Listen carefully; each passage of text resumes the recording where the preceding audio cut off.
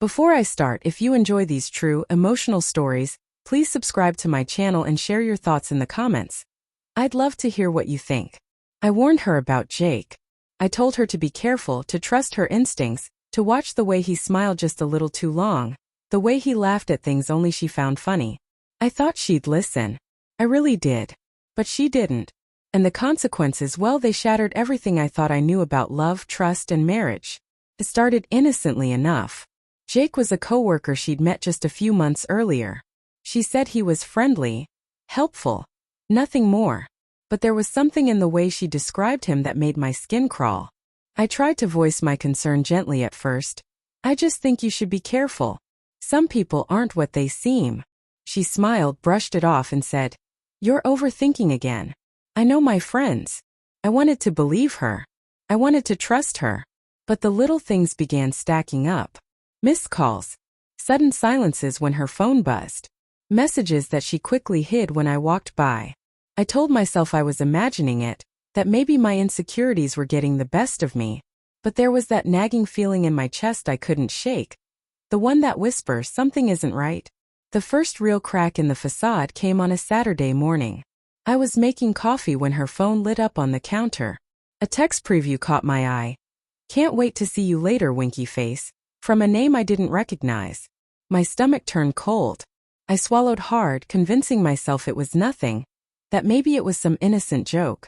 But doubt had begun its slow, relentless work.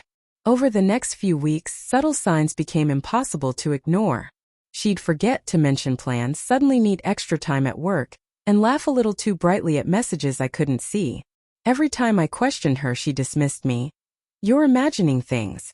Stop doubting me." And every time she said that, the knot in my chest grew tighter. I started noticing memories differently. The trips we'd taken, the nights we'd stayed up talking, the small gestures that once made me feel cherished, they began to sting. I wondered, was this all real or just a performance? My mind turned every memory over, dissecting it, searching for signs I had missed. I felt like I was losing her, piece by piece, to someone I didn't even know yet. Then came the day I couldn't ignore it anymore. I was home early from work, finishing up some paperwork in our study, when her laptop pinged with a notification. I glanced over and saw it. A private chat between her and Jake. Messages I wish I hadn't read. Laughter, late-night meetings, plans to meet after work. And then one that stopped me cold. "I can't wait to be with you, just the two of us." I didn't confront her immediately. I didn't yell, I didn't storm out. I sat there, shaking, trying to make sense of what I saw. Part of me wanted to forgive, to rationalize, to believe there had been a mistake. But the truth was undeniable. She had chosen deception, and I had been blind to it because I wanted to trust her so badly. When she came home that evening, I could hardly look at her. My voice trembled as I said, "We need to talk." She froze, sensing the shift in my tone. For a brief moment, I saw panic flash in her eyes. Then came the excuses, the tears, the stories of how it just happened, how she didn't mean for it to go this far. I listened, and part of me understood. I understood the confusion, the guilt, the justifications. But understanding didn't erase the betrayal. The confrontation was quiet, almost painfully intimate. We didn't scream. We didn't fight. We simply laid bare the fractures in our marriage. And in that moment I realized something. Love alone isn't enough when trust is broken. I had to choose, cling to what was left of us or reclaim myself. I chose myself. The days after were hollow, filled with memories that stung and spaces that felt emptier than ever. I grieved, not just for the relationship I had lost, but for the version of her I had believed in. But I also began to see my own strength.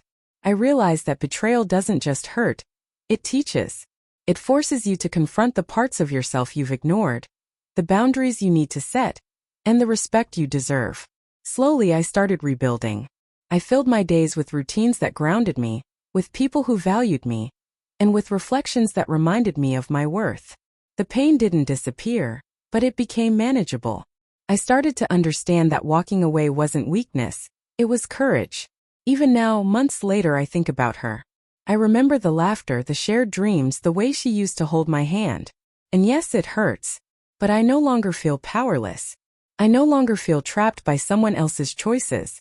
I reclaimed my voice, my dignity, and my future. If there's one thing I've learned, it's that warnings aren't ignored without consequences. And sometimes ignoring love's intuition costs more than a relationship. It costs a sense of self, a sense of safety, a sense of trust. But even after devastation, it's possible to rise, to rebuild, to remember that self-respect is the foundation upon which any future love must stand.